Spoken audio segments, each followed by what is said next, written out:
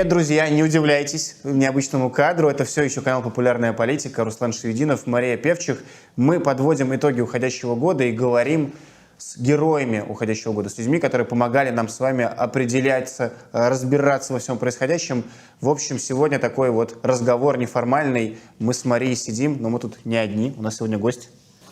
И не просто гость, а прямо буквально лицо Ютуба, как минимум в рамках уходящего года. Марк Фейгин, человек, который создал, YouTube-канал создал он достаточно давно, но в этом году, безусловно, канал Марка стал основным источником информации о войне и приобрел какую-то сумасшедшую популярность благодаря ежедневным стримам, благодаря ежедневному освещению событий войны, благодаря знаменитым включениям Арестовича, который мы тоже, конечно, обсудим сегодня. И действительно важно отметить, что с точки зрения российского YouTube канал Марка — это действительно абсолютно уникальная штука. Мы говорим о огромной аудитории в основном российской, мы говорим о безумном количестве просмотров, о сотнях тысяч людей, которые каждый вечер включают YouTube.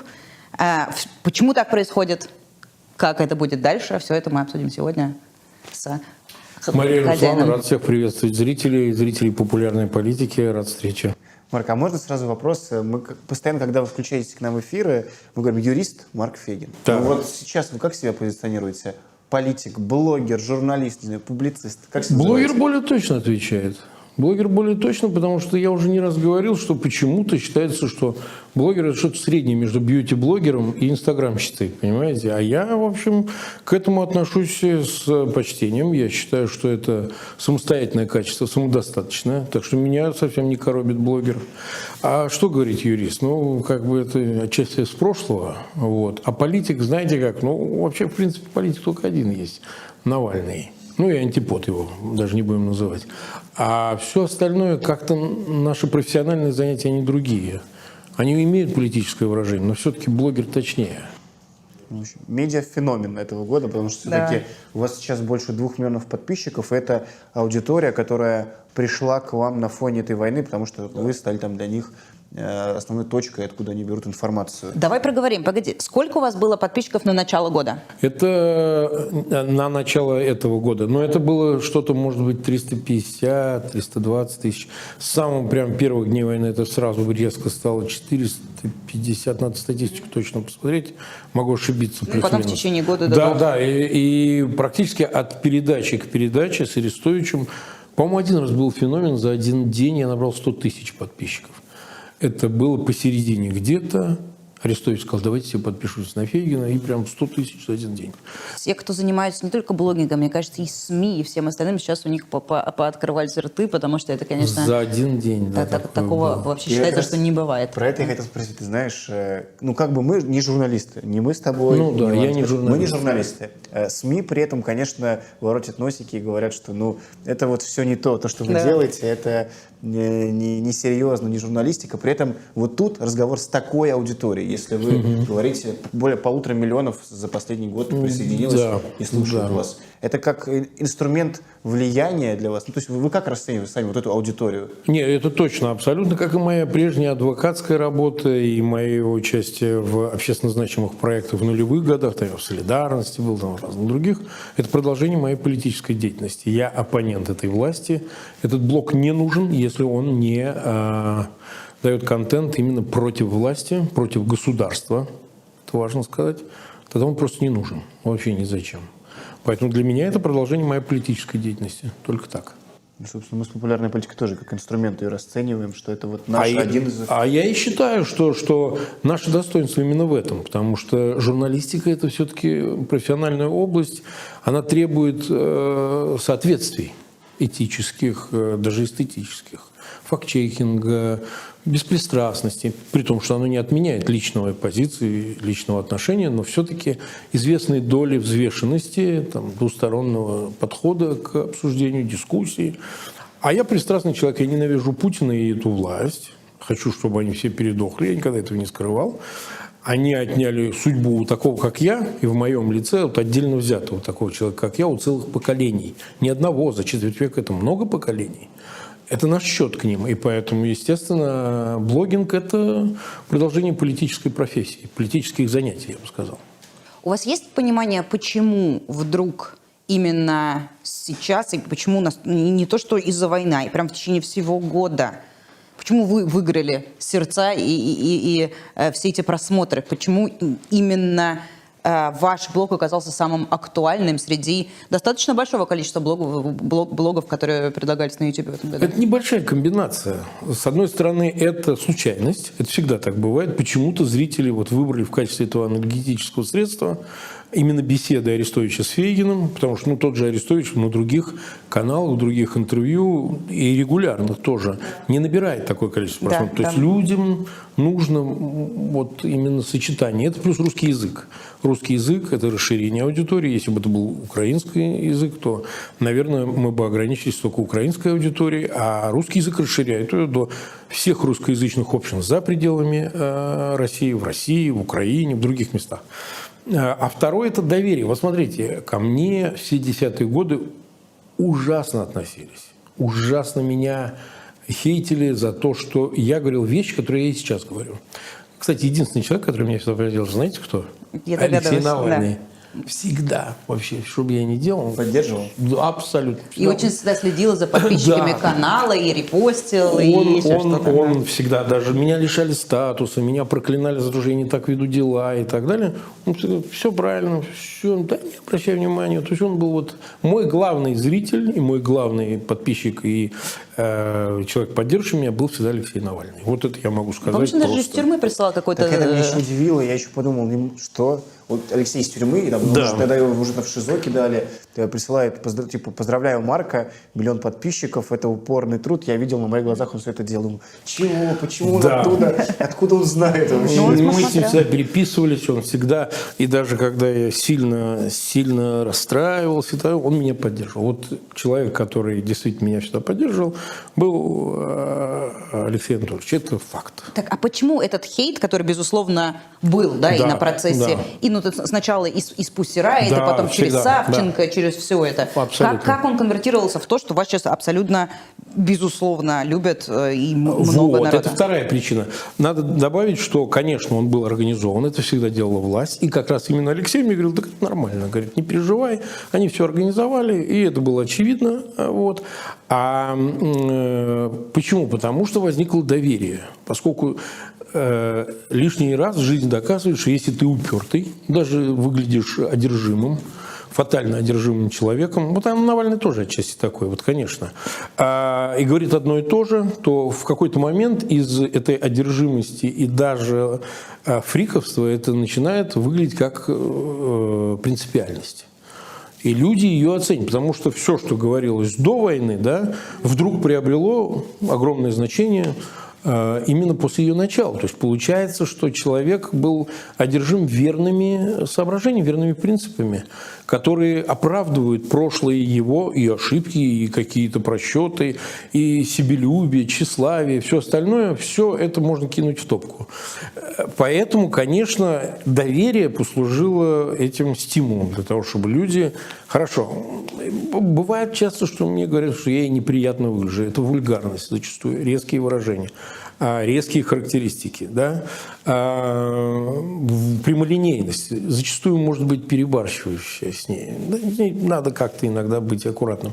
Но в целом, по сумме, выяснилось, что люди ищут доверие в этой прямолинейности, в этой резкости, потому что сейчас наступило время крайних оценок. Сейчас нельзя сказать, а я чуть-чуть так, чуть-чуть эдак, для себя оставляя какой-то шанс, что, может быть, с какими-то людьми нельзя так, может быть, как-то повести себя более взвешенно и сдержанно и так далее. Война – это такой момент, когда это уже недопустимо. Поскольку я это и переживал в своей жизни не раз, и на войне бывал, и я хочу сказать, что сейчас это конвертировалось в то, что люди хотят именно этого. Это пройдет.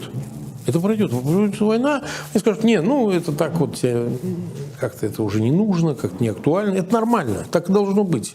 Но сейчас, когда смерть очень рядом, люди хотят слышать все как на самом деле, не сглаживая ничего. А у вас аудитория по внутренней статистике Как разбивать, если не секрет? Да, Сколько, нет, сколько это не Россия, секрет. сколько Украина? Не секрет, я не раз говорил. Учитывая это количество, там ведь есть статистика за 28 дней просмотров. Она колеблется, она прыгает от там, 20 и 30. Это российская аудитория. Между 40-45 это украинская аудитория. Она больше. Но вот мы специально провели анкетирование, анализ сделали, там и социологи работали, мне предложили услуги. Общины по всему миру. Там третье место Беларусь, естественно. Четвертое уже идут Соединенные Штаты, потом Германия, ну и по убывающей там до Израиля. Это в основном русские общины, это русские выходцы из России, то есть смотрят именно россияне.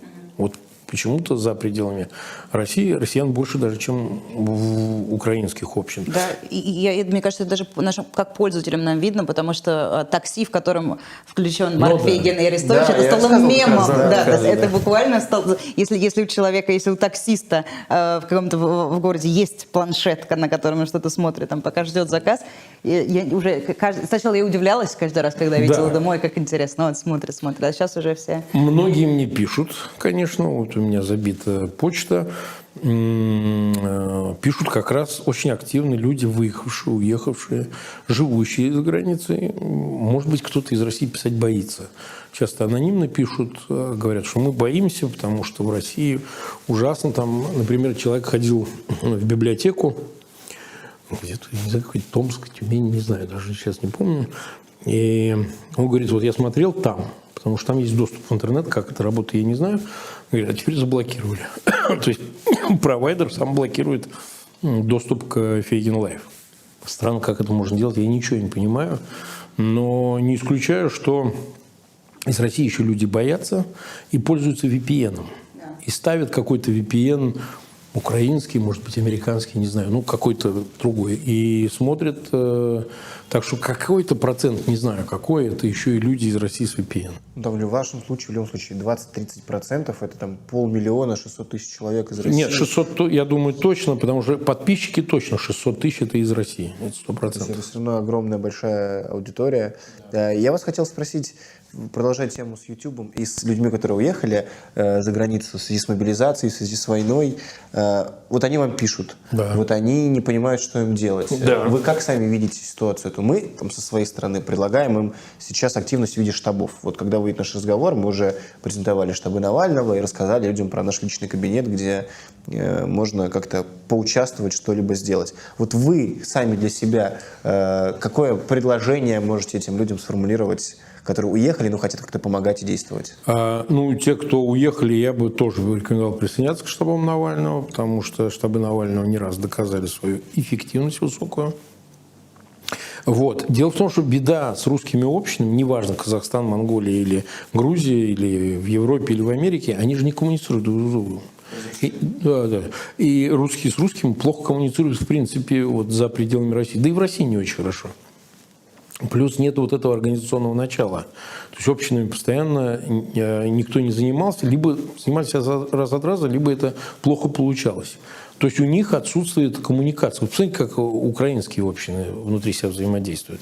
Там вообще, так сказать, я поездил, когда защищал украинских политзаключенных и в Америке, и я выступал в Великобритании перед общинами. Там посольство организовывало украинское, и в Европе очень много где. То есть такой степень взаимодействия завидная для русских. Русские разобщены предельно. Предельно. Поэтому штабы хорошая идея.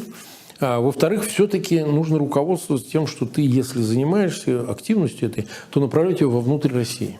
Вот это очень важный приоритет, потому что есть сейчас очень существенная линия, что давайте устраиваться, жить за пределами России. Я не разделяю эту точку зрения, потому что ну, это ведет к ассимиляции внутри, собственно, стран россияне. Это плохо. Забывается вообще национальное начало, забывается, что ты вообще из России. Люди натурализуются, там, получают постоянный вид на жительство, получают гражданство, дети уже не знают русского языка и так далее. Ну, это печально. А для политической деятельности, если человек ее видит в качестве средства там, реализации, хоть какого-то, общественного, я имею в виду, даже не профессионального, это чудовищно. Потому что нужно сохранять связь с Россией, то есть нужно свою деятельность направлять внутрь России. А как возможно сохранять связь с Россией, ну, вот условно, всем тем людям, которые сейчас оказались в Тбилиси, в Ереване, в Латвии, Литве, а кто еще дальше где-нибудь, там, не знаю, в Южной Америке или в США? Ну, я надеюсь, что, во-первых, организационный, то, о чем я сказал, дефицит, начало восполнит. Замечательно. Штабы Навального – отличное средство. Я не вижу здесь никакой другой необходимой альтернативы. А вот внутри России, все-таки остается интернет. Вы знаете, вот я застал советское время, я родился в 1971 году, и я вам хочу сказать, что вот того чувства оторванности, я с эмиграцией очень дружил, многие знали писателей, видно, да, я состоял в Народном трудовом союзе в конце 80-х, это была антисоветская, антикоммунистическая организация, и общался вот так с русскими. Я застал даже самый хвост первой волны иммиграции, я встречался во Франции и так далее. Они уже доживали, там, дети белых иммигрантов, некоторые сами, жизнь доживали в домах престарелых. Ну, в общем, были многие бодрые. Вот помню, Евгений Меркович такая была. Ряд других в НТС деятелей. Редлих Роман, но он второй уже был. Дожил он почти до 95, что ли, лет умер. Известный философ в Праге, он у Франка учился. И так далее. Вы понимаете, у них не было интернета. Они чувствовали свою оторванность от России. Люди, живущие сейчас, благодаря вот этой транстерриториальности, обеспечиваемой социальными сетями и коммуникацией цифровой, не чувствуют этой оторванности. То есть мы бы, вот, живя последние годы, я был заперт в дверях квартиры, потому что мне невозможно было ничего делать, потому что все было под угрозой ареста. А находясь здесь, я имею как бы физическую свободу перемещаться, но мне интернет восполняет, замещает отсутствие коммуникации с живыми людьми, такого тактильного контакта. И я считаю, что люди, у которых есть интернет, они все равно продолжают взаимодействовать со своими семьями, друзьями, с людьми, там, не знаю, потенциально мобилизуемыми, с людьми, которых мобилизовали. И нельзя пренебрегать этим. И мне кажется, что если они будут сильнее с этими людьми взаимодействовать, и со своей стороны как-то внушая о том, что мир-то другой, мы живем совсем по-другому, понимаете? Россия клетка, а весь остальной мир свободный и открытый, и здесь нет таких проблем, которые рисует пропаганда. Их нет, их не существует просто. То, может быть, это, может быть, не решающим образом, но это сильно поможет изменению людей там.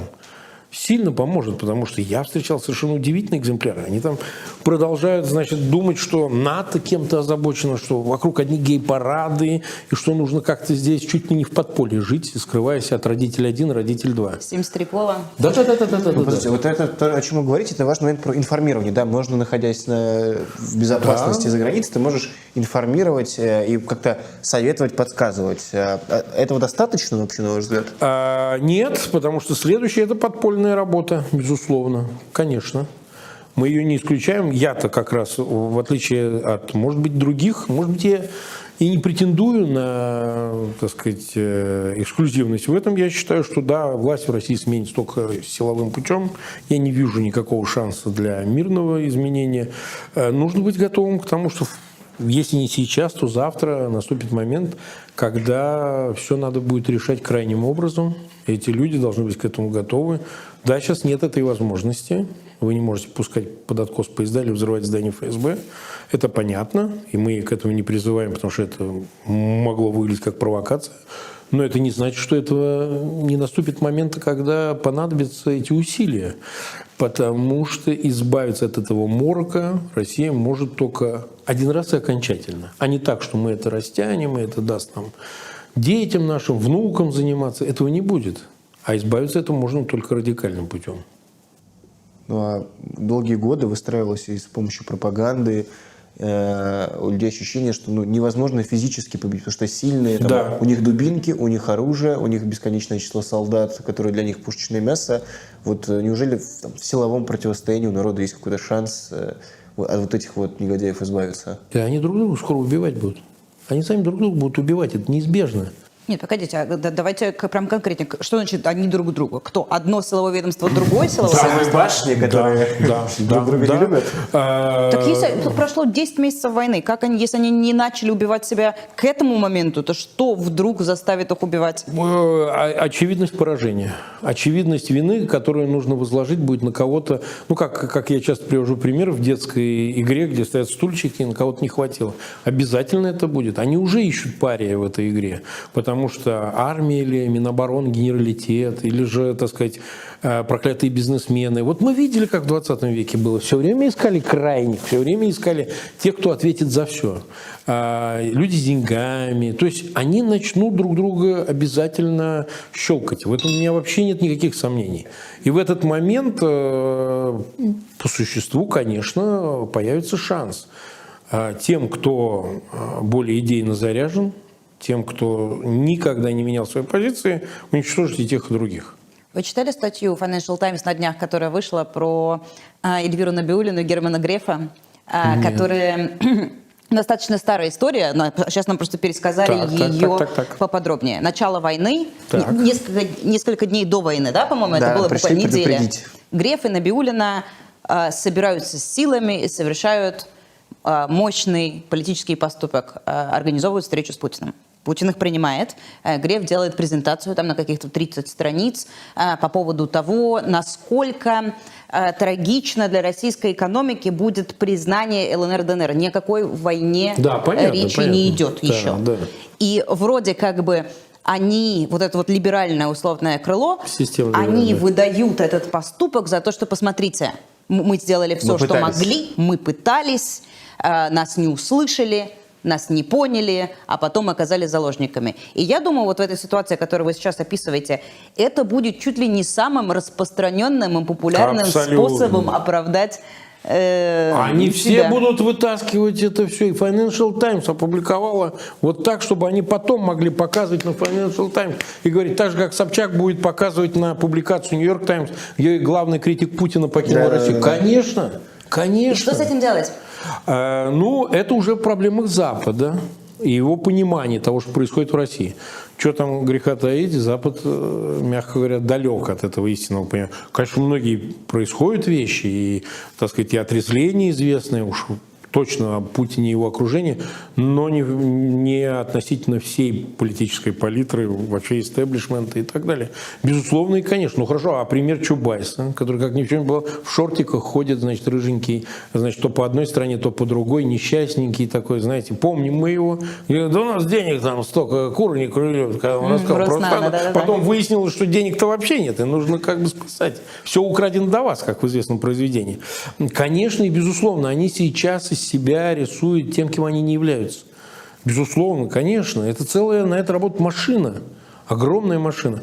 С Западом нужно продолжать эту работу. Тут карты в руки тем, кто действительно имеет моральный авторитет и вес, с которым не поспоришь. Конечно, от имени Алексея Навального эта работа точно должна вестись.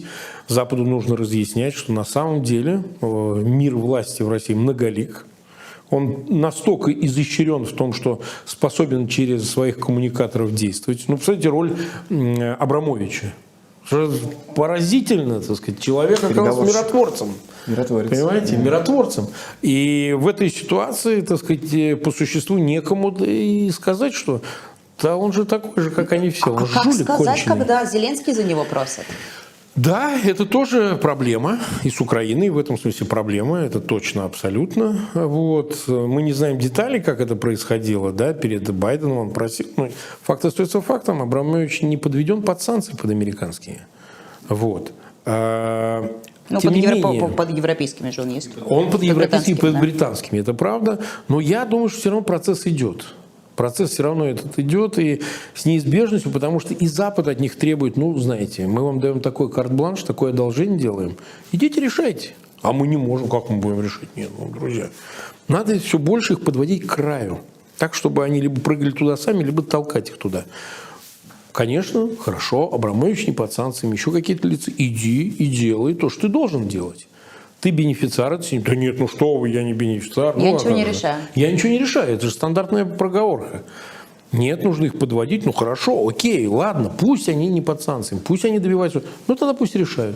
А как решают? А это их проблемы. Это раньше была головная боль Запада, оппозиции, еще кого-то там угодно, да, партнеров в Европе. Они же все были, знаете, галерея Тейт там какой-нибудь, и они все финансируют. Усманов там финансируют. Усманов, Фридман, все. Вы понимаете? А сейчас-то уже нет. Я, говорит, в Тейт благотворитель. А нет, все, иди. Так одно дело на внешний мир, а другое дело на внутренний. Эти же условные Грефы, Набиуллины, и прочие, хотел сказать Улюкаева, потом вспомнила, Так что народ нет. так ненавидит, Они да. же... Нет, ну погоди, ненавидит. Это как бы это такой вопрос. Чубайса ненавидит, а по Набиуллиной я не знаю, как у нас Грефа точно, это, общественное знаешь, через мнение. запятую Так всегда они идет. же будут внутри России рассказывать, что это мы позволили российской экономике не рухнуть в пропасть. Это мы в тени, Да. под риском всего пытались там каким-то образом смягчить удар от страшных путинских решений. Это обязательно будет. И кто-то им поверит, как постоянно верит Собчак. Да, ну, то есть уникальный же феномен. Она Это обнуляет уникальный память феномен. всем вот так вот, как будто ничего Да, не вот было. это Да-да-да. вот это.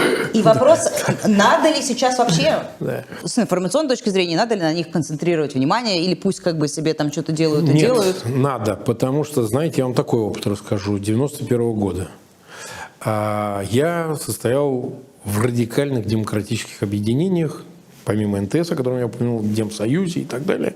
Люди были настроены люто после августовского путча, особенно молодежь. Очень люто. Всех коммунистов вешать, и закон выкидывать из Лубянки. Да. И вдруг Ельцин начинает назначать первых секретарей обкомов губернаторами новыми, ну да, главами администрации назывались, областных, автономии и так далее. Это вызвало удивление, даже шок. Это уже в конце августа начало происходить, ну там с самого начала сентября. Практически все субъекты федерации будущие, да, там были назначены в областях эти чиновники. И дальше хуже. Дальше хуже. Он начал набирать в администрацию президента, каких-то бывших партийных начальников, цыковских работников. А вы знаете, в тот момент это все сопровождалось разговорами о том, что ну, люстрация – это охота на ведьм, надо мягче.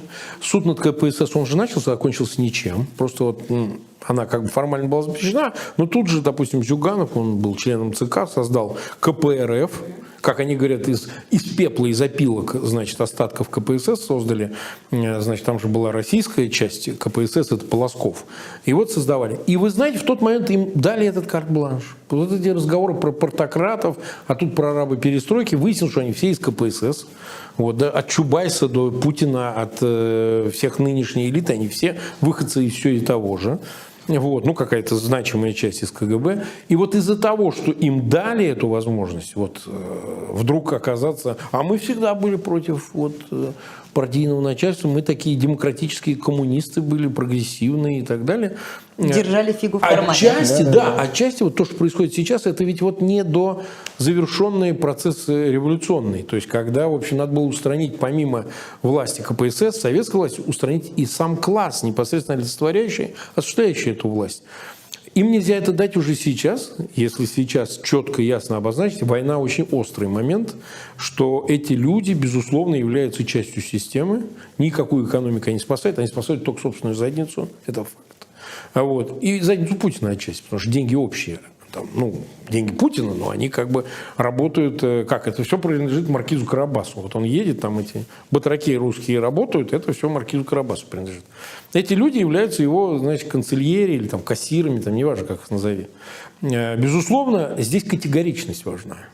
Потому что даже если кто-то попадет под раздачу чуть-чуть, ничего страшного. Речь же не идет о том, что их всех прям вот нужно утопить в проруби. Не, конечно. Конечно, но эти люди никогда не должны появиться ни в каком качестве во власти. У них не должны остаться деньги, которые они, может быть, я не знаю, может, они бизнесом занимались и заработали. Ничего из наследства прежнего не должно остаться вообще. Ни Набиуллиных, ни Грефов, никого. Ну, по Грефу так там вообще еще и по Набиуллиным надо посмотреть, сколько они украли. Они же миллиардеры, и тот, и другой.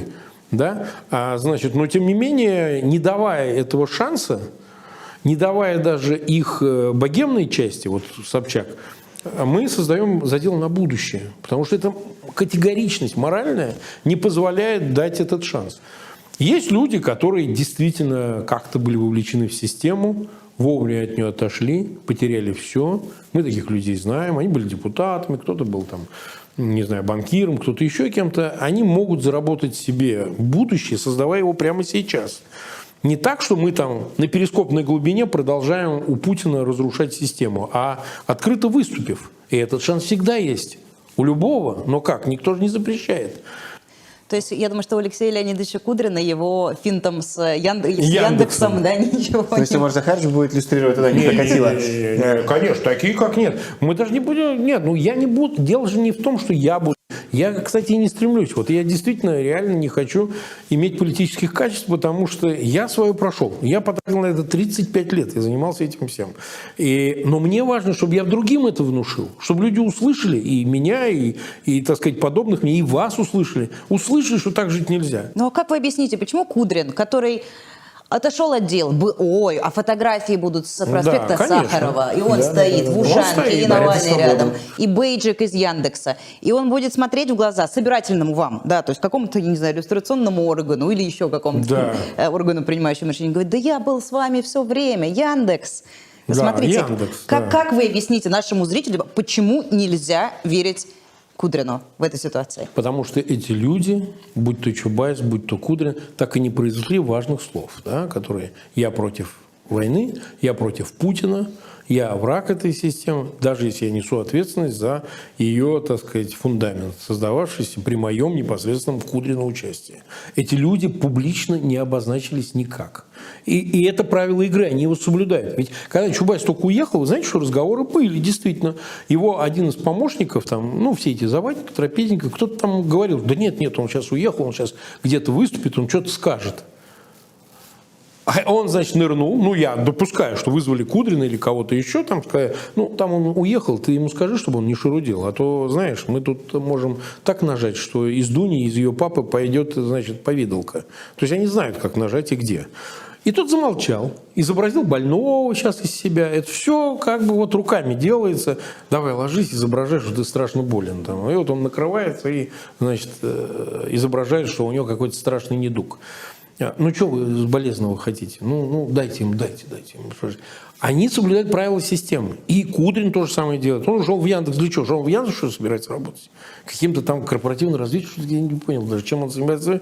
Он хочет, тихо сплыл, и тихо сейчас ездить туда-обратно. У него, по-моему, жена, гражданка Израиля, так сказать. И вот он будет кататься и там встречаться с Чубайсом. Все они, как говорят, собираются в доме, значит, у Абрамовича часто. Там же и этот еще вечный советник Юмашев вместе со своей и так далее. Ну, а публично-то где это все, так сказать? За что им цепляться? Они хотят продать непродаваемое. Я вот где-то тайно чего-то такое.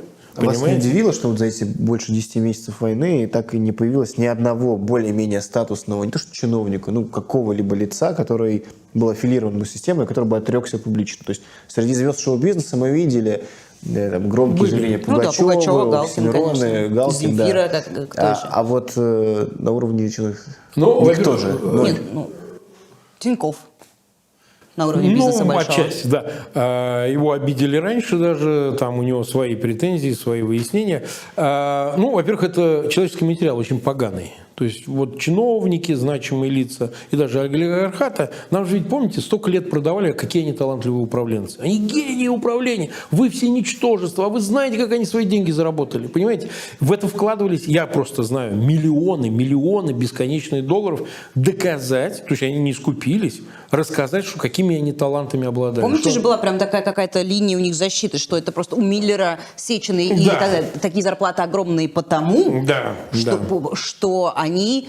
это тебе не какой-то там директор Эксона или Шелла, а это настоящий управленческий гений. Да, вот у него, они же прям вот это педалировали, эту тему, что гигантские зарплаты, Путин сам говорил, связаны с уникальностью и сложностью задачи, которые они на самом деле они дерьмо.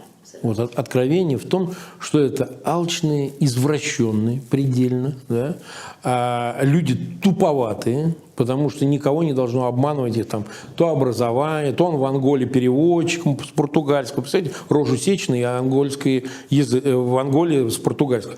То есть и так далее. Не должно смущать, не должно как-то, понимаете, фокус менять, что ну может быть, ну где-то они там, ничего. Они обанкротили целую страну. То есть у этих людей не должно быть никакого прощения. А сами они, я хочу подчеркнуть, что они трусы, ко всему прочему, и ни один из них никогда публично не распишется либо в своей трусости, что он не готов этого сказать, и никогда не скажет, потому что он именно такой и есть. И это бесполезно, это такое неизбывная вещь, что вы ничего с этим сделать не можете. Их надо только заставить, вот прям под плеткой, под пистолетом. Это их можно заставить. В противном случае они будут сидеть на какой-то там главе, даже какие-то из них, которые бы хотели, чтобы все это прекратилось, чтобы санкции прекратились, чтобы все пошло как было. Что так же хорошо все было замечательно. Проститутки, значит, деньги, яхты, и тут вот на тебе. Причем это буквально, вот история с Дерипаской, она что? Она про это, про все. И им же подобно. Просто с ним такое произошло, что с этой рыбкой, не знаю, жива она или нет, тут какие-то разные. Ну вот, значит, мы об этом узнали. Но ведь они же все такие, все до единого, понимаете? Поэтому ждать от этих людей какого-то там принципиальности, так сказать, высказывания большого, ну это дело наивное, понимаете? Потому что материал негодный абсолютно. Вот о чем речь. Но я вас хотел спросить не про окружение, а непосредственно про самого Путина. Вы про него высказываетесь примерно все время его правления. Какой он есть? Да. Вот Путин 2022 года, конца 2022 года. Это какой Путин? Как вы его охарактеризуете? Ну, он в акматической фазе. Это стареющий, впадающий все больше, ну, кто считает буквально, кто образно в детство. Потому что он... Вот у него раньше процесс начался с деградации. То есть, казалось бы, после 70... Ну, разные люди по-разному. А есть довоенный и вот во время войны Путина? Отличается или это один и тот же человек? Да, потому что до войны это был человек, который собирался победить в войне. А сразу после ее начала и после какого-то времени, когда стало очевидно, к чему все пришло, это человек, в общем и целом, скрывающий свою неудачу, свое лузерство. Ему нужно все время изображать для того, чтобы это слишком очевидно не бросалось, хотя бы в его лице. Чтобы он ни мускулом не показал, что на самом деле все плохо. Он понимает, что все идет не по плану? Я думаю, что он точно это понимает. Он прекрасно понимает. Простой тест. Он бы начал эту войну, если вот к 10 месяцу он пришел к тому результату, который сейчас имеет место. Нет, сейчас, это точно нет. Все, а это и есть ответ. Ну, это же не провернуть-то фарш обратно. Он ее уже начал. Вопрос в том, он же ее не заканчивает. А где его план? Как довернуть-то? Ну, как-то хорошую мину при плохой игре. Сказать, что вот мы прошли эти референдумы, вот у нас новые территории и так далее. Вот мы на этом остановимся и выводим... Но он так и говорит. Он так и говорит, но другие не остановятся. Вот в чем беда для него. То есть ему нужно сделать так, чтобы остановились все остальные. То есть Украина, Запад и так далее. А я так не думаю. Он не в том положении, чтобы ему дать такой выход. То есть вы считаете, что у него нету способа, даже теоретически, вот если мы с вами просто разложим мысленно каждый возможный сценарий, не существует хорошего выхода из этой ситуации? Он уже все попробовал. Практически все попробовал. Я даже с трудом себе только представляю, что побег в еще Аргентину. осталось. Не, в Аргентину никуда. В Аргентину не пустят. Да никуда. Небезопасно, уже тоже никуда. какие-то контакты наладятся. Это не тот уровень, не тот мир уже. Но, в принципе, я повторяю, что я не очень представляю, куда. Его дорога в одну сторону. Физически именно в могилу. Она может быть естественной, она может быть неестественной. Но... Она может занять еще много лет. Может. И этого я не исключаю. И такое может. Но это уже не будет прежняя жизнь. Он всегда будет изгоем, он всегда будет парием. Он выключен из большой игры, я бы сказал так. Да? Из такого образного бельведерского клуба он исключен, потому что он был частью системы отношений. А его из нее просто реле переключили и выключили. Окей, а я хотел тогда спросить, мы очень много произносим в своих эфирах, и эксперты говорят, и у вас это тоже уже проскакивало про то, что вот Путин сбежит, или убьют, или предадут. А вариант, при котором Путин это еще на десятилетие. Я понимаю, что чей-то оптимизм я, возможно, подрушу. Вот вы насколько считаете, это реалистично? Может он сидеть еще очень долго? Ну и ты, Маш, тоже, получается, давайте вместе разгонять эту тему. Мне очень интересно, потому что кажется, что ложный оптимизм это тоже иногда не очень хорошо. Справедливо. Ну, умозрительно мы можем сказать, что процесс может идти медленнее, чем мы рассчитываем. И ему дадут возможность умереть своей смертью, так сказать, продолжая, чтобы Россия стагнировала. Это может заинтересовать Пекин, потому что для Пекина, для Китая Россия – это точно блюдо, которые он как хищник хочет поглотить, и Запад с этим согласится. И давление прекратится, да, его выгонят в пределах своих границ, может, какие-то процессы на периферии приведут к откалыванию каких-то частей, это может быть. Ну, во всяком случае, будет какой-то процесс периферийный, вот, не очень активный. И Путин какое-то время, ну, я не уверен, что это десятилетие, но может жить в этом состоянии. Но оно не дает никаких просто-напросто возможности для самосохранения с точки зрения страны, для экономики и так далее. Под санкциями нельзя находиться вечно. Такой стране в таких масштабах. Но теоретически, если Запад между собой договорится, что пусть уж, ладно, если он даст гарантии прекращения эксплуатации темы ядерного оружия, усмирит какую-то радикальную, неуправляемую часть, которую он, собственно говоря, поднял со дна, утилизирует ли он ее или что. Ну и Запад откажется поддержать усилия оппозиции, усилия иммиграции. Такое возможно.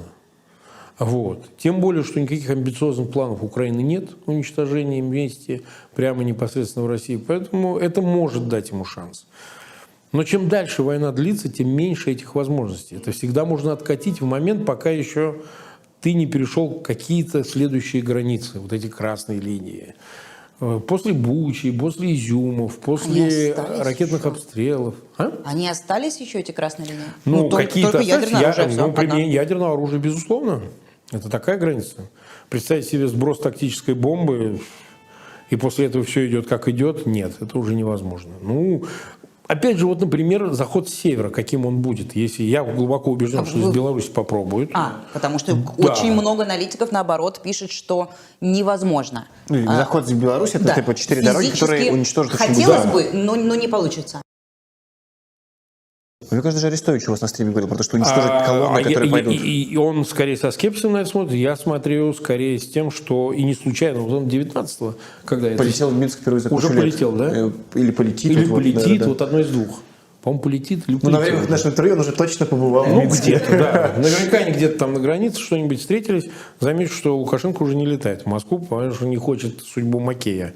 Первый раз поскольку Кучу, последние... Много-много. Да, Он и в встреч 20-м не приезжал. 15 у них были все. Да, все были в Сочи либо в Москве. Да. Я думаю, это последний резерв, который у него остается.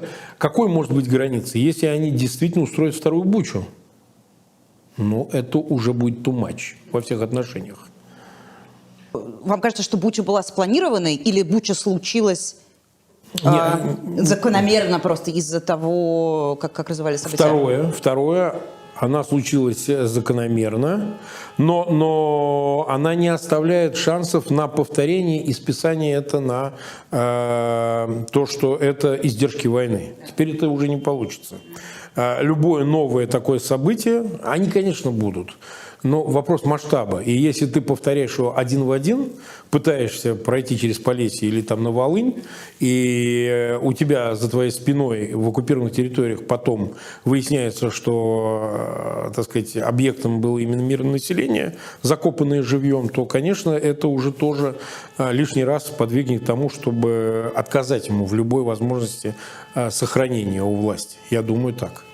Давайте мы все-таки договорим мысль про заход из Беларуси, потому что я надеюсь, что к моменту выхода нашей передачи все еще не будет понятно, произойдет этот заход через Беларусь или нет.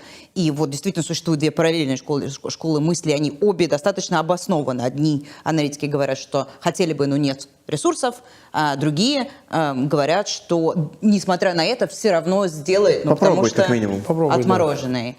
Вы считаете, что сделает? Я второе, да. Я думаю, что они бросят мобилизованных.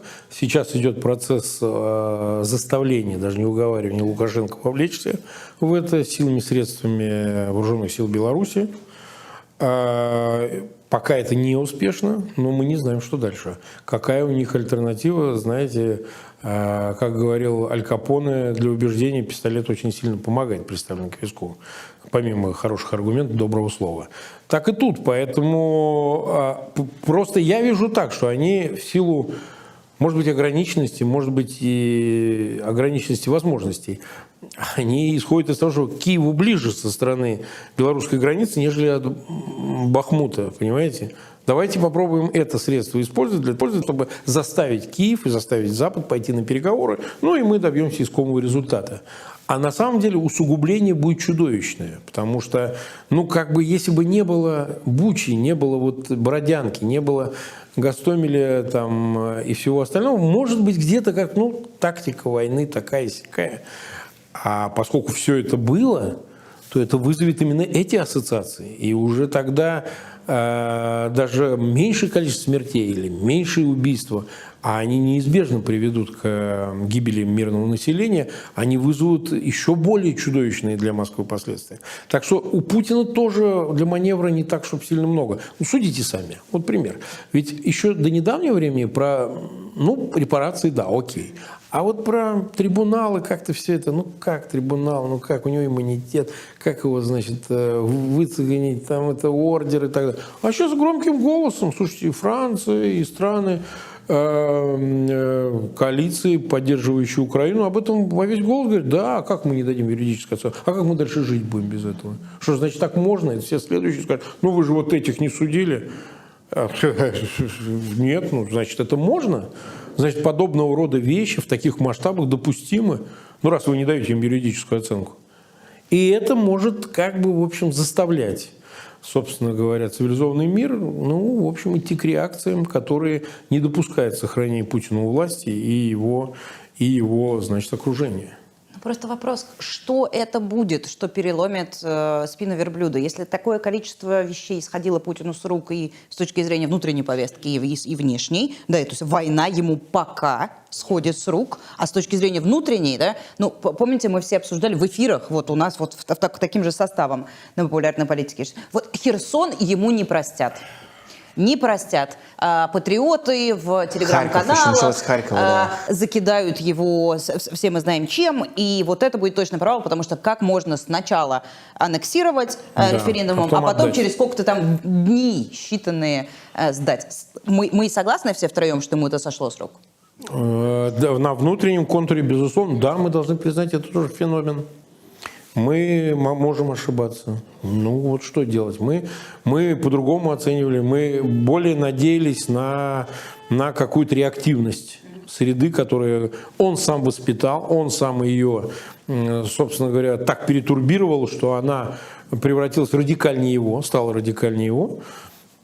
Значит, мы ее переоцениваем, что ли, или мы другой угол надо выбрать. То есть мы не до конца понимаем, насколько, в общем, не смело податливая эта часть. Она может быть только как фронтмены выступает с каким-то турботриотическим задором. А так-то, в принципе, это люди ничтожные. И сподобиться на какое-то возмущение, доведшее Путина до, что называется, Цугундера, оказывается, нет. То есть это тоже феномен своего рода. Мы ведь впервые сталкиваемся с таким. Надо сказать, что за четверть почти века Путин, он ведь, в принципе, не проигрывал ничего. Так вот масштабно, в войне. Грузия, действительно, за несколько дней они там до Поти дошли, там рукой подать было до Тбилиси пару часов. Крым действительно был аннексирован, Донбасс. Сирия вообще у всех продали. Сирия, Ливия там и так Да. далее. Да, уже не говоря о контингентах в Африке, в Центральноафриканской республике ЧВК Вагнер. Сейчас у них там проблемы начались, а в принципе больших потерь не было. И он о себе, прямая а я, говорит, удачливый, я счастливчик. Он на одной из большой пресс-конференции так и сказал, и хихикает, сука. Значит, и нефть у него возросла, и все. Там вопрос был прямо такой. И надо сказать, что, да. Но впервые с ним такое случилось. За такое долгое продолжительное время нахождения у власти, он оказался в том, чем оказался. Поэтому мы сейчас впервые исследуем это новое состояние. И, возможно, это не произойдет после Херсона. Произойдет ли это, если к Крыму подойдут войска, заняв сначала последовательно Токмак, Мелитополь, я имею в виду украинские войска, дойдут до Чонгара, до Перешейка и будут обстреливать территорию Крыма. Я не представляю, как из этого можно красиво выбраться. Но, может быть, это тоже феномен, и мы увидим, что и такое можно как-то конвертировать со снятием с себя ответственности. Потому что ведь он же Херсон по сей день не прокомментировал. Единственный комментарий был Пескова, который сказал, а все, говорит, в Министерство обороны к Шойгу. И народ ничего. В Министерстве обороны сказали, что это мы все так специально придумали. Сохранили жизнь ребят наших. Да. Так они говорят, это жизнь наших ребят мы сохранили, для левый берег перекинулись, и все. И вы там обтекаете, сидите. Окей, а у меня вопрос тогда, Маркович, к вам про Крым, то, что вы упомянули. Это не будет той самой красной чертой, которую всех пугают, что так-то если пойдут на Крым, Украина возвращать собственные территории, то это для него будет той штукой, которая развяжет ему руки и ударит ядерным оружием. То, чем постоянно на Западе пугают. Что он ответит использованием ядерного оружия. Что если покушаются на Крым, он идет до последнего играть уже. Все. Мне кажется, он и до Крыма Про это может, пишут западные он и прессы, до что Крыма говорят может при сказать. Ну Итоге. вот, А что? За что он будет так сражаться? За Мариуполь? Что он ядерное оружие пойдет? Ну, в том числе. Ну, он Мариуполь не брал ну, героически. смотрите, они же ведь все время отодвигали вот это применение. То есть, вот, ну, он дурак. Медведев, это очевидно. То есть, по нему даже видно, что он, в общем, дурак. Но он же говорил, и ему, видно, поручили это рассказывать, значит, что это будет судный день. Потом они еще что-то рассказывали. Ну, то есть, обстрел территории России, а мы уже видели стратегические бомбардировщики, оказывается, не такие крепкие, и так далее. И они все-таки не решились. Не решились на то, чтобы прибегнуть. И сейчас даже в условиях, ну, есть некая пауза, зимняя пауза, мы ее видим, наблюдаем, но сказать, что это пауза в пользу Москвы, а где их продвижение, в чем их успех? Ну, под Бахмутом идут бои, они и долго еще будут идти. А применит ли он ядерное оружие в связи с деоккупацией Крыма? Я вот сейчас не возьмусь сказать. Так же, как не возьмусь сказать, если бы раньше, конечно, потеря Крыма, ну, тут сразу скажешь, ну, вот он во всем виноват, давайте его уберем, посадим Мишустина. Я тоже не решусь так сказать, понимаете? То есть... А чем в твоей логике Крым отличается от обстрелов аэродромов, прости меня, пожалуйста, там... Он полностью связан мифологически с Он Крымом. Крымом, Да. как я возвращаю русские земли, это наши, я восстанавливаю историческую справедливость. Рейтинг подскочил до, не знаю, до 17-го. А Белгородская область это не наша. А никто не покушается на Белгородскую область. Ее обстреливают, этого не существует, понимаешь? Ну, то есть это... Смотрите, Руслан, а вот он применил эту тактическую ядерную боеголовку, а он точно этим защитит Крым? Он покажет, что все, он до последнего готов играть. Ставки повышены до максимума. Но тогда он уже точно перейдет в другую фазу войны, в другую фазу взаимоотношений с остальным миром. Ну, это все, это уже вот действительно судьба Каддафи такого можно ждать в таком случае. Все. Или И потом Саддама мы же даже не Хусейна. знаем, как мир среагирует. Да, они публично заявляют, тоже беря голосом, так сказать, и американцы, и так предупреждают, что применение ядерного оружия, в общем, перевернет всю картину событий. Ты уже воюешь со всем миром. Да. Да и, похоже, даже Китай или там какая-нибудь Индия, учитывая их публичное по этому поводу заявление на Самаркандском саммите ШОС, уж точно никак не станут союзниками Москвы в этом вопросе. Так что, если он решится на такое, то шансов у него просто не останется никаких. Никаких. Я тогда не вижу вообще никакого для него выхода. Поэтому понимает ли он это? Ну, до известной степени должен понимать. Нам сложно в его голову влезть, но это же все вокруг обсуждают. У этого же есть широкое обсуждение. Это же не какая-то неизвестная, не готовая к реакции проблема. А все обсуждают, если он игнорировать будет это обсуждение. Ну что ж, посмотрим. Мне как кажется, оно это пойдет. то, о чем говорит Зеленский, о том, что Путин хоть так любит жизнь и так боится Он проиграть, виталист, да, в этом что смысле. не пойдет на ядерное оружие, потому что... Ну и типа, про войну так тоже говорили, что слишком много активов, да. у них слишком они любят Да. Сан-Тропе, слишком они любят вот яхта, Видишь, шампанское. Путина больше Ну, любят, как нет, казалось. видишь, оказалось, что Путина они любят больше, чем это. Ну, справедливо, многое в этой войне открывается с такой точки зрения, что мы это воспринимаем как откровение.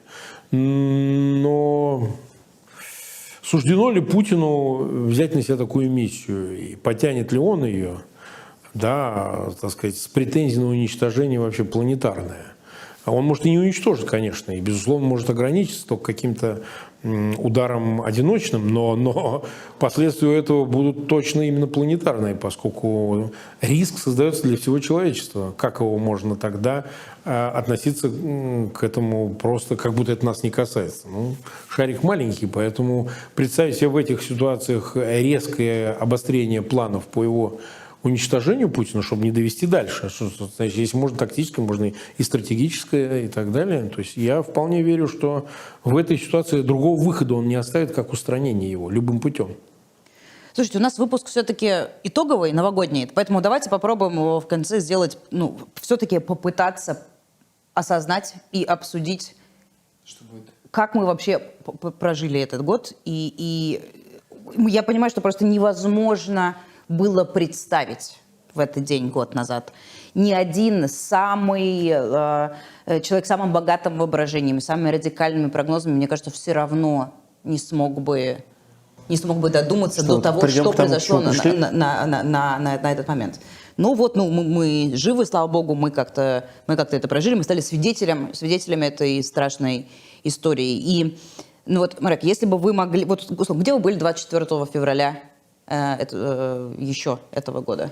Когда ночью начался Да. обстрел, я не спал всю эту ночь. Я следил за новостями, пабликами, как идет обстрел. Ракетный он был поначалу, уже начали двигаться войска. А утром мы списали с Арестовичем. Я ему написал, что ты можешь ко мне за границу приехать, я тебе сарайчик нашел, можешь прятаться. Мы шутили, что-то иронизировали, договаривались о эфирах. Вот. За день до этого я тоже сделал эфир свой, я сказал, что да, война начинается, было уже очевидно за сутки, уже все. Многие сделали это, не то, что там многие уже все, все, уже, конечно. За сколько дней, недель до начала войны для вас стало очевидно, что она будет? Да нет, уже было понятно, где-то за неделю уже было понятно, но еще надежда была, что они... знаете, помните, как на качелях? 20-го они, я извиняюсь, 22-го проводят, или 20-го они уже провели Совет Безопасности, где фестиваль такой был, где и Нарышкин был. 22-й, да, 22-й. Где они по очереди все присягали. присягали. И Медведев там. И казалось бы, они же признали ДНР, ЛНР, что типа они ограничатся защитой именно этой территории. Помните, как на качелях? Да. Может быть, да, становится. Но вот потом за эти 2 дня уже вообще все было понятно, что ничего не остановится, это всего лишь предлог. И по сути они обсуждали войну. А потом была, помните, эта лекция историческая длиной там в час или сколько, Да. когда Путин должен был сделать обращение. Все ждали, что он там скажет что-то короткое, типа «я начинаю войну», а он прочитал там 50-минутную лекцию про Ленина, который придумал Украину, про все. Он несколько раз не обращался, он и 12 июня такой заряжал, в самый канун визита в Женеву в 21-м, у него тоже вышла статья на Кремлин.ру. Но вы знаете, учитывая подготовку, я с разными тоже беседовал людьми, и там говорили, что уже и патроны раздают, Соловей, при всей критике его, он, кстати, так сказать, с разными там беседовал, и ему сказали, да, уже раздают боекомплекты. Тоже было такое свидетельство, мы там с ним обсудили, я говорю, Валера, ты, вот так. Там в администрации президента они там сильно забегали и так далее. Было понятно, что уже они готовятся, какая-то уже пошла команда. Самого Совета Безопасности, видно, всем сказали, и видно, он запись сделал же заранее, на 24-е. Уже, наверное, кто-то уже понимал, знал, что началась. Окей. Следующий вопрос, только честно. На 24-25 февраля вы думали, это продлится сколько? И как будет выглядеть это? Я думал, что это точно будет долго, я об этом говорил. Я не верил, что Украина проиграет. Я и до начала войны, и сразу после. Я говорю, что это будет, такая продолжительная война. Я не знал, сколько, но это точно займет месяц, это не будет в один день и так далее. Можно было надеяться на то, что, начав эту войну и потерпев неуспех, а он уже как-то так к марту уже было понятно, что вот за эти неделю из всех планов все рушится, ничего не получается. Был опасный момент, я помню, у меня один из эфиров был, Арестович там с автоматом сидел, мне говорит, я уберу. Конечно, убери автомат, нахрена ты его поставил-то? Не надо, у нас так эфир-то смотрят люди и так далее. Он сидел на Банковой, оттуда вещал, и он сказал, сейчас нам уже сообщили, что они где-то ДРГ уже на окраине, сейчас уже на Банковой перестрелка идет. Был момент, но даже в этот момент было понятно, что все продолжится, ничего не остановится, и позиция Запада будет твердой, и не будет игры большой. Она, может, и была в первые дни, но потом это быстро изменилось. Поэтому я считал, что это продлится месяцы. Но надежда была на то, что из-за неуспеха его остановят. Запад скажет, хватит. А было что-то в ходе этой войны, что вас прям искренне удивило и напугало, шокировало, да? Жестокость меня точно шокировала. Я считал, что до таких степеней дойти, чтобы одни славяне убивают других вот так, это, конечно, чудовищно абсолютно. И я считал, что любой даже командир сказать, что ты делаешь, ты идиот, что ли, вообще? Вы что творите вообще? Нормальный командир должен так, если ты нормальный. Сказать, этого не делайте. А мы даже не почувствовали, что есть какое-то желание это остановить. Что наоборот, мы видели даже стимулирование. Жестокость точно абсолютно была обескураживающей, поскольку закапывать людей со связанными руками, это да. А кто-то вас, давайте так, кто приятно удивил, то есть от кого вы не ожидали позицию, не знаю, высказывание, действия, а кто очень сильно разочаровал, кто казалось, что не такой людоед и такой подонок? Пугачева, конечно, обрадовала. В известном смысле я небольшой, как вы понимаете, поклонник, музыка не моя, но она же всегда была при власти. Она была человек власти. Она и Путин там поддерживал, и вообще все власти поддерживала, так сказать. Ну, это какой-то образ из детства почти. Она всю жизнь как-то нас сопровождает. И она могла просто отсидеться, уйти в этот эскейп. Я ничего не знаю, все, оставьте меня в покое, я на 8-м десятке. То, что она и Максим Галкин повели себя явно, так сказать, нелояльно, я не скажу, вот как, помните, она выступила против иноагентства Галкина, что мы тут все трое иноагенты, да? Ну да. Не нет, все. ну, какие ваши годы, Мария, месяцы? Да мне просто уже стыдно Да, к приличным людям подходить. Нет, это у них там список, они это быстро, они это... Вот, она могла, и он, отсидеться, и как бы ни в чем не бывало. И вроде как и по логике должна была. Вот. Конечно, много и других людей, но вот это действительно где-то странно, потому что та же публика рок-музыкальная, которая, казалось бы, бунтарская музыка, все такое, выяснилось, что они ничтожество абсолютно. А кто вас разочаровал из них? Погоди, а можно? Да. Вот вы сказали вопрос, кто вас больше всего приятно удивил, Алла Пугачева и Максим Галкин. Я для себя чисто, у меня сразу Зеленский вспыхивает, потому что мне до войны казалось, что это гражданский чувак, очень живой, живущий в 21 веке, интернет, шутки там, народный любимец. Мне кажется, и что вот такой он вот... в особой категории абсолютно, как бы понятно, что его Ну, это просто разрыв шаблона, типа такой чувак, и таким оказался... Руслан, Железным. справедливо, но я бы сказал, у предшествующего, вот с 19 года, с декабря, когда прошел последний Н4, где он сказал, не, ничего подписывать не будем, свободны. Я начал быстро как-то это меняться. Он приехал, вернулся в Украину, начал щелкать их всех, всю промосковскую публику. Это Зеленский? Да. Просто мы не следили за украинской политикой, для нас он... Я внимательно следил. Да. Ну, там были эпизоды, там и дела начали возбуждать. Ну, там, не говоря помельче публики, но уже у них начались проблемы ПЗЖ и т.д. И началась такая, знаете, линия гораздо жестче, чем при его предшественнике. Гораздо жесткая. То есть он там, этот Баканов был его руководитель СБУ, и прям видно было, что они по-своему готовятся к обострению, и до конца года уже 20-го, не говоря уже в 21-м, уже была достаточно жесткая линия. Так что от него, в принципе, то, что он не струсит и будет жестко себя вести, можно было ждать. Но он, безусловно, выдающийся человек в том смысле, что, ну как, мы же привыкли, что, ну, актер – это такая профессия. Я тоже ведь со скепсисом поначалу относился к его приходу. Ну как, там же такие и все. Даже не про то, что актер, я про то, именно поведение в эти 10 месяцев, это, конечно, типа, историческая личность. Он исключительный абсолютно человек по своим качествам. И я даже вот сейчас, оглядываясь, с трудом себе представляю, кто бы на его месте в качестве президента смог бы также выдержать весь этот круг адовый. И даже его предшественник, которого я знавал все-таки и встречался с ним не раз, я не думаю, что он бы оказался на высоте в этом смысле.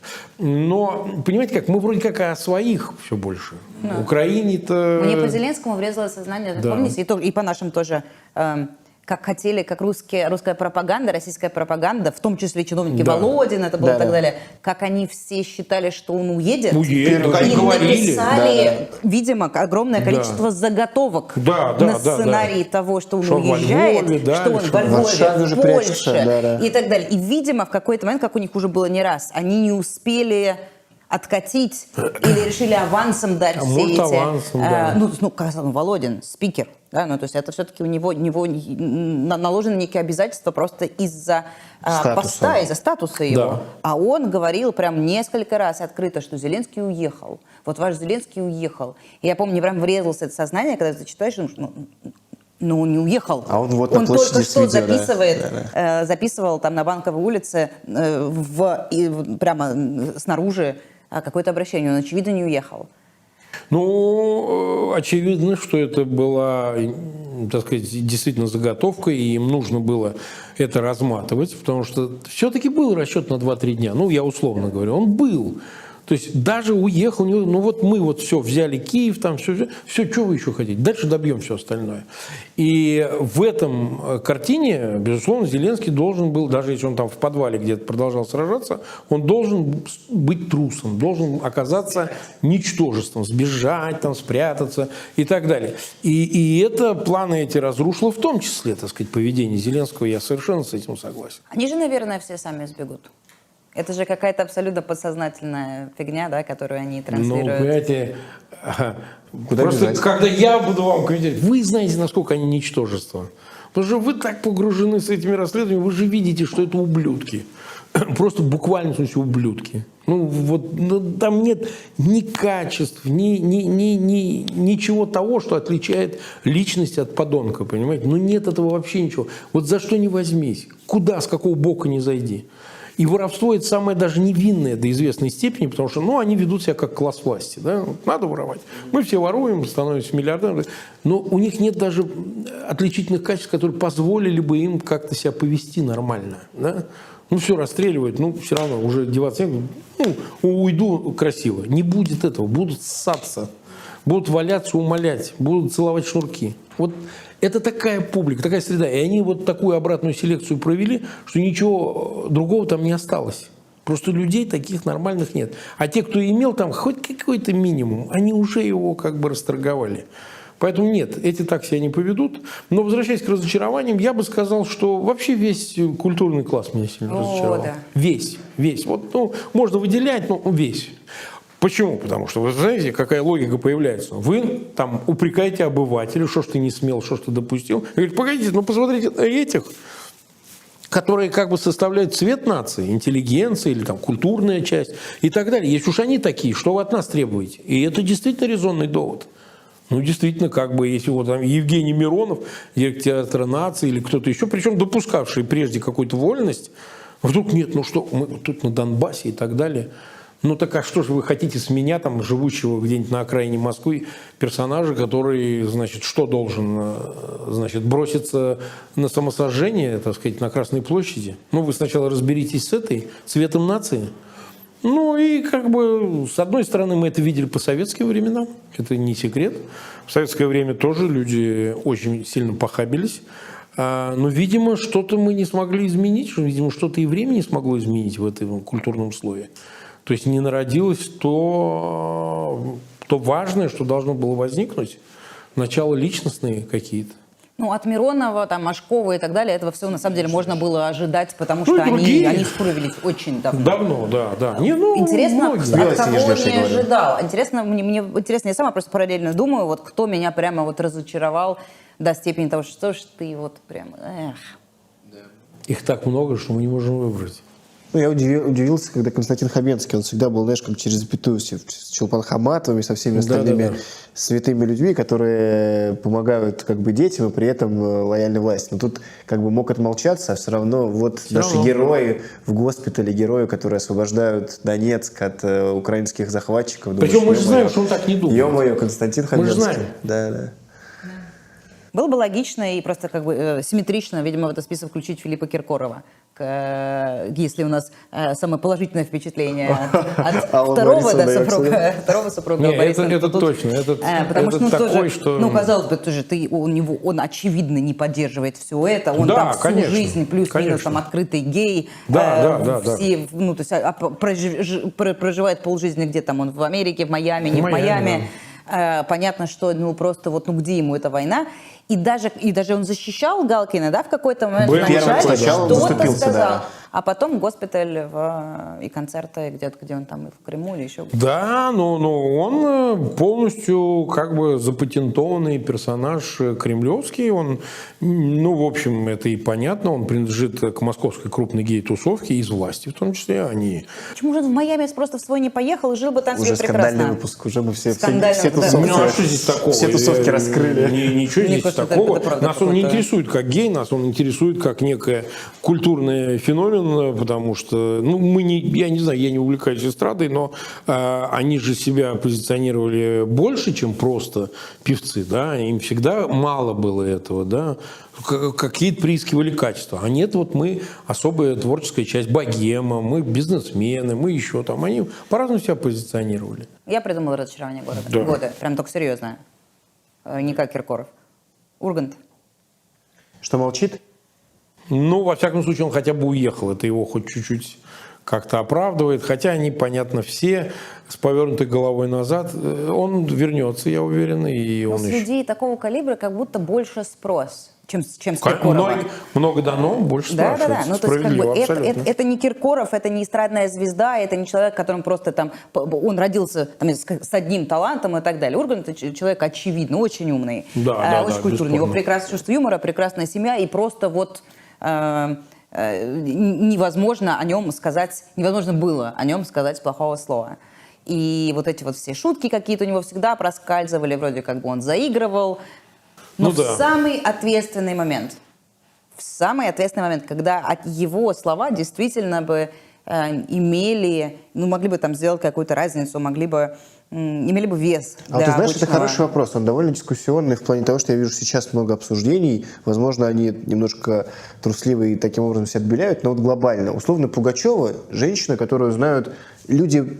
Я никогда не слушал в жизни Аллу Борисовну, родился уже в эпоху интернета. 98. Да, все знают просто. Вот она говорит, я против войны. Ну, ни на что она не влияет, потому что на общественное мнение в 22 году уже пусть как будто плевать. Ну, откуда ты знаешь, влияет или не влияет? Мы замеряли это, не замеряли. Но откуда ты знаешь, как это влияет на там, женщину, которая с рождения Пугачева слушает? Я тоже хочу, чтобы высказывались. Я тебе говорю про то, что насколько это реально практический результат имеет. То есть на практике, как она может повлиять на то, что женщина-домохозяйка, моя посуду, такая, а я тоже теперь против войны. Алла Борисовна мне все объяснила. Наверное, меньше, чем нам бы хотелось. Но наличие таких людей, оно дает многому оправдание. Потому что, вот смотрите, такой разговор, смотрите, как нас всех называют, покинувших предатели, власть, как какая-то Милонов, что мы все как педерасы, и кто мы еще? Проститутки, сказал он, да. Ну, Милонов, понятно. Главное, что он не педераст. Понимаете, чем больше таких людей, совершенно понятно, что нет. Вот те, кто уехали, те, кто высказались, сказали правду, те, кто, значит, с этим не смирились, а продолжают борьбу, они цвет нации, они те, кто остались. Вот это важно понять, что если и суждено прекрасной России будущего возникнуть, то она не с теми, кто остался, и которые могут в любой момент снова перелицеваться, а ровно с теми, кто остался принципиальными и не пошел ни на какой вообще моральный компромисс. Даже не на сантиметр. Эта категоричность, она оправдана абсолютно, потому что одни люди просто в тюрьму пошли, как Навальный. Или там Яшин, просто пошли на чистое заклание, потому что это русская тюрьма, это не какая-то абстрактная там, да, а это вот эта самая тюрьма. Поэтому если у нас не будет этого ориентира, если у нас не будет этой однозначности, зачем тогда все? И я с этой точки зрения считаю, конечно, цвет нации составят те, кто заняли самую главную, самую важную позицию во всей своей жизни. Они тем самым оправдывают очень многое. Мы столько даем характеристик по каким-то мелким, бытовым, даже политическим, ничтожным вопросам. А война, она дает по большому счету. И с этой точки зрения я считаю, что такие, как Пугачева, для многих поколений публичная личность, она дает основания для таких, как мы, может быть, людей, занятых совершенно другими вещами. И я считаю, что здесь уместно говорить о том, что это вопрос правоты. А правота, она даже не обязательно должна быть за большинством. В русской-то истории часто бывало, что правы-то были в меньшинстве, те, кто оставались. Вы чувствуете свою ответственность за войну? В той только части, что да, наверное, что-то мы должны были сделать по-другому. Я как отдельно, и я как часть среды протеста и оппозиции, наверное, надо было что-то сделать больше для того, чтобы как-то справиться с этим заразой. Был такой разговор с Навальным, с Алексеем. Мы как раз вот на этом митинге, его только-только выпустили, это 11-й год. Не, 11-й год, стоит Кудрин выступает. Да, я подхожу на сцене к Алексею и говорю, что ты посмотри, это же ублюдок. И эти ублюдки. Он говорит, что ты от меня хочешь? Я только что вышел, а он действительно только что вышел после 5-го. Я завершал митинг 5 декабря на Чистопрудном бульваре. Он говорит, что ты от меня хочешь? Они их пригласили, расширение протеста. Я говорю, ты согласен, что это ублюдок? Да.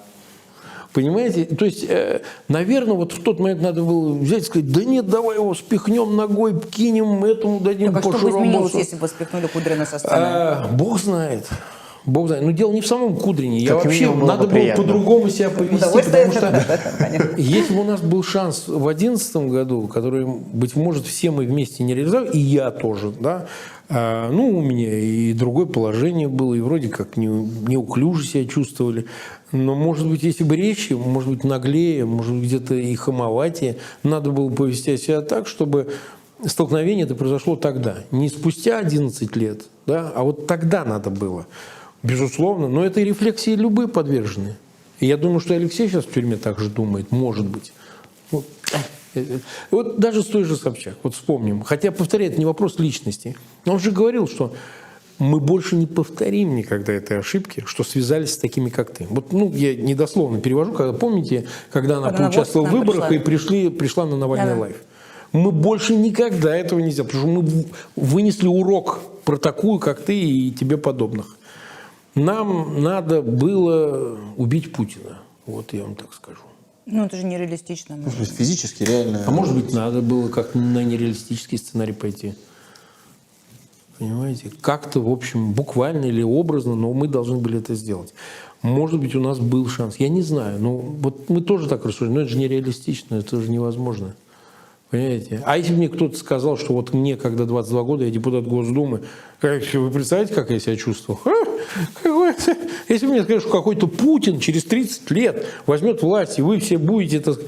Да мы просто подъехали, его ножами зарезали бы. Вот собрались бы и зарезали, понимаете? Какой-то вице-губернатор. Какой убить? Там речь шла о том, что там нельзя... во время митинга, там, я не знаю, мусорить, и надо обязательно за собой все собрать, нельзя там, я не знаю, матом со сцены ругаться. Так и есть, но значит... И такая была тогда атмосфера, тогда понимаете, это все так работало. значит, мы ее не доделали, не доварили до того, чтобы она вышла за пределы этих ограничений. Окей. Кроме этих событий, вот очевидно, окно возможностей было в 2011 году, мне кажется, такой же консенсус среди всех. Дальше я не уверена, были ли такие окна возможностей. Ну, это же дискуссионный вопрос. Да. Но, тем не менее, кроме вот этих вот уже почти исторических вещей, да, там уже больше 10 лет прошло, где еще свою ответственность за то, что происходит сейчас, вы ощущаете? Ну, не знаю, я никогда вроде как не способствовал тому, чтобы это наступило. Так что мне сложно себя упрекнуть. Я как часть большого русской жизни, конечно, ощущаю эту ответственность, потому что мы вроде как против этого боролись, понимаете? Мне же как-то адресовать к себе тоже... Нет, ну если кому-то хочется, пожалуйста. Я легко воспринимаю упреки от украинцев. Но... Вот это очень распространенно, оттуда да, я это и беру. Это любой понимаю. Твит, любой ролик, комментарий от украинцев, что вы... Ну вот пресловутая коллективная ответственность. Нам тяжело им возражать. Очень.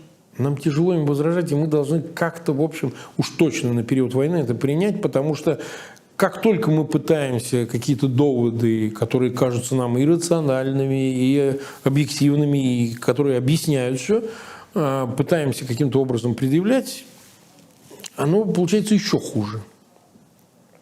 Ну да, так случилось. Ну вот что. Даст Бог, у нас будет возможность это еще исправить. Даст Бог. Ну потому что нам нечего предъявить. Ну вот нечего. Ну, это же, причем даже вопрос, наверное, не первых постпутинских поколений. То есть, мне кажется, это... Видимо, так. Видимо, так. Нет, ну то, что с Украиной, Россией и русские разошлись, я даже не представляю, что должно быть. Ну, наверное, должна возникнуть какая-то нормальная Россия. Ну, и несколько поколений. Да. И, может быть, не вся Россия, а какая-то ее часть. И еще Бог знает, какая Россия выйдет из войны. Там, может, 2 России будут.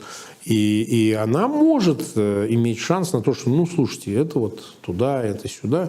Как-то, в общем, сгладить это. Но вот сейчас, вот в моменте, вот сейчас они там рушат памятники Пушкину. Ну, казалось, где Пушкин, где война. Но им так кажется, это их успокаивает морально, это дает им отдохновение. Вот у человека погиб там кто-то, да, ребенок. Он валит по памятнику Пушкину, ему, может, легче становится. Ну и бог с ним, они потом этот памятник снова поставят. Там пройдет время, оно все наладится, они сами решат. Но, может быть, сейчас им нужно вот эту энергию куда-то выплеснуть. И что-то им скажут, ну что вы делаете, как так можно? И при том, мы с вами сидим все-таки сейчас в центре Европы. Ну, здесь каждая из стран с друг другом воевала такое количество раз. ну, то есть прям несколько веков в разных комбинациях и так далее. Все равно сейчас там все существуют в рамках Европейского Союза, и сейчас там невозможно говорить о какой-то там, я не знаю, кровной вражде, памяти поколений или еще чего-то. Это все преодоляемо, но просто вопрос... Ну, для этого должно быть и зло наказано. И зло наказано, и Россия должна стать другой. Это же страны подобные к подобному, понимаете, после войны так Франция вернула часть Эльзаса Германии, и вообще не было никаких проблем. Ну да, что-то мы там заняли, ну и берите обратно, и так далее. И прошел референдум, и все нормально, и народам нечего делить. Но это же подобное к подобному. Страны, которые имеют одинаковый политический режим, находятся и осознали себя единой Европой, в котором как бы совершенно нет необходимости бороться за землю. А зачем? Ради чего? Чтобы захватывать друг у друга. Раз мы двигаемся уже в какую-то финальную стадию относительно, хотел вас спросить, уже неоднократно мы сегодня тут проговаривали про прекрасную Россию будущего, изучал эту формулировку, это то большое, ПРБ. У каждого свое определение. Вот для Марка Фегина прекрасная Россия будущего, это какая Россия? Ну, для меня сейчас это Россия без Путина. Однозначно. А уж какой она будет, не дай бог, только вот чтобы он ни в каком виде и все, что им олицетворяемо, в ней не осталось. Вообще ничего. Вот чтобы ничего связано с Путиным. А это все, это олицетворение и путинской России как таковой, и народа под путинским большинством, которое мы понимаем, и, не знаю, система власти, ценности этих. Вот ничего не должно остаться. Все говорят, это радикально, это напоминает большевиков. А что оставить, я всегда задаю вопрос. Вы мне скажите, что можно оставить?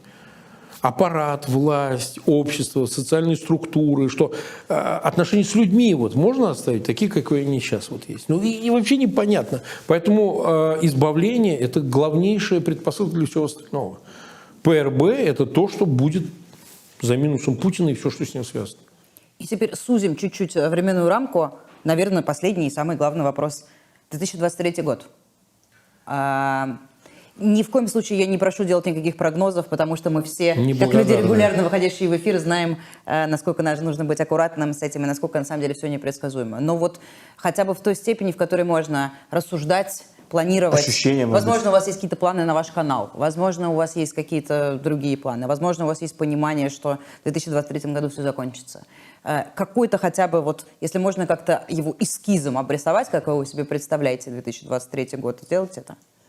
Ну, я все-таки обнадеживающе смотрю в будущее. Я не думаю, что пессимистический прогноз, даже если бы он был бы справедлив, он дает надежду и как-то людей может мотивировать что-то делать. Все-таки надо давать надежду, ничего с этим не поделаешь, так человек устроен.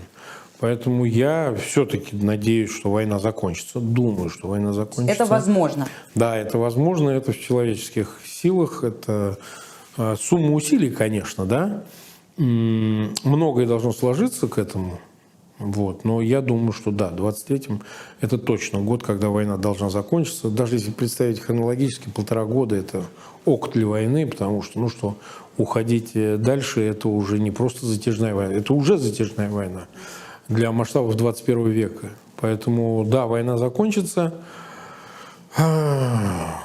Есть шанс, что не станет Путина. Есть этот шанс. Я не скажу, что он нулевой, я не скажу, что он 100%, я скажу, что этот шанс есть. Конечно, было бы хорошо, чтобы нам этому поспособствовало провидение, чтобы оно тоже... Потому что удача тоже важная штука. Удача важная штука, вот на нее всегда есть шанс, но далеко не всегда везет. Поэтому в 2023 году все может измениться. Потому что так долго мы ждем этих перемен. Ну, четверть века, ну это так долго, да. Вот я всегда говорю, что за одну человеческую жизнь, ну вот 25 лет для любого человека, молодого, пожившего, там, не знаю, старого человека, это так много. Да? Сколько всего не произошло или могло произойти обнадеживающего, если бы эти 25 лет не были украдены.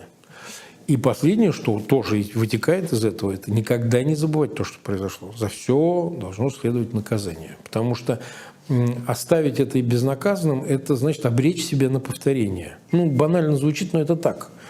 И, может быть, до всего еще, до создания условий для прекрасной России будущего, надо обязательно отомстить. Потому что никто не должен всем сестрам по серьгам.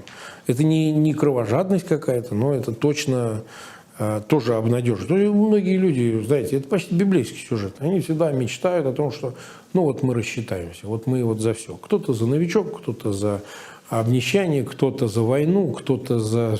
Там мы видим, как умирают эти частично мобилизованные, просто как дрова их палят, понимаете? И нет у человека. Да? Потом приходят домой, да, Да, и вот мы видели этот и говорят, сюжет. поздравляю. Да, Да, поздравляю, и все. И как бы был человек, не был человек. Вот я надеюсь, это изменится, потому что это более коренное изменение, изменить психологию, изменить сознание. Вот. Война не должна пройти бесследно, оно должно последствием иметь именно это, изменение взгляда на мир. Марк, я хочу спросить еще, ну, мы сегодня упоминали неоднократно Навального, про Алексея, про будущее, про то, что с ним сейчас происходит, какие-то ваши впечатления, ощущения, и что с этим всем будет дальше, то, что творит Путин с Навальным. Сам Навальный проходит совершенно невероятное такое движение по аду. Вот. Оно такой ницшанский имеет совершенно смысл, потому что никто не может понять, знаете, это вечный вопрос, зачем он вернулся. Он двигается прямо через самый ад, безусловно, потому что человек, не понимающий тюрьму, он не может этого даже понять. Потому что я, как адвокат тюрьм, проехал, где я только не был, в самых жутких тюрьмах. Я был в Харпе, например, даже. Вот. В Харп – это очень недалеко от Северного Ледовитого океана, там пожизненники сидят. У меня подзащитный Горячев такой был, я посещал Харп, там 200 километров до Северного Ледовитого океана. Вот. Недалеко от Лабытнанги, через Обь такая река. Я все-таки думаю, что вот то, что он сейчас уже делает, это не столько для него, это для всех остальных. Я все равно считаю, что как бы он, знаете, как у Горького Данка, вырвал сердце, всем осветил, а бабка какая-то раздавила. Вот я все равно считаю, народ не заслужил такой жертвы. Вот. Я так считаю. Он не заслужил жертвы Алексея Навального. Вот. Потому что его хотели убить, его хотели, значит, удавить, посадить. Что только с ним не делали, как его только не кантовали. Там от проблем со спиной до, там, не знаю, чего у него только нет. Но это урок для всех. Вот урок для людей, каким вы видите эталонного русского политика. Вот он не такой, как вот этот мелкий, а вот такой. Потому что представить себе на месте Навального любого из них, что Путин, там понятно, невозможно. Потому что для этого нужно иметь и биографию, такая, как у Навального, и убеждения железобетонные, как у Навального, да, и волю невероятную, такую, как у Навального. А у них даже по сумме их всех вместе собрать даже и сотой доли не наберется. Поэтому, конечно, мы хотели бы, чтобы он вышел. Я уже даже в программе «Популярной политики» не раз говорил, вот реальный вариант – это взять на танки его освободить, ворваться в колонию и расстрелять тюремщиков. А фантастический вариант – это выиграть суд или что-нибудь в этом роде. Ну, наверное, есть какой-то промежуточный, его обменять. То есть поймать кого-то из путинских здесь, украсть и обменять на Навального. Вот такой средний какой-то вариант. При всей его дикости, как он звучит. Но если мы уж рассуждаем, какой сценарий более реализуем. Тем не менее, я надеюсь, что в 2023 году будет какой-то шанс, чтобы его освободить. Раз они кого-то меняют, а что уж там говорить, такое уже было в истории, советской истории. Меняли Буковского на Кроволана. Были и другие, там Эдуарда Кузнецова меняли. Там кучу диссидентов поменяли. Да, кучу диссидентов поменяли. Мы должны для себя определиться, не знаю, вот команда Навального, убедить Алексея Навального, уж как там адвокаты, что нужно обменяться. Будет момент, когда этот шанс возникнет. И он должен принять моральное решение, согласиться, чтобы оказаться на свободе. Я думаю, это нужно создавать, такую предпосылку для того, чтобы он оказался вне тюрьмы. Ну, вот мы сегодня говорили про какую-то справедливость, про добро со злом. Ну вот тут буквально, как бы пафосно не звучало, там ставка настолько высока, жизнь там Алексей. Да, так и есть. Однажды чудом выжил благодаря врачам. Да.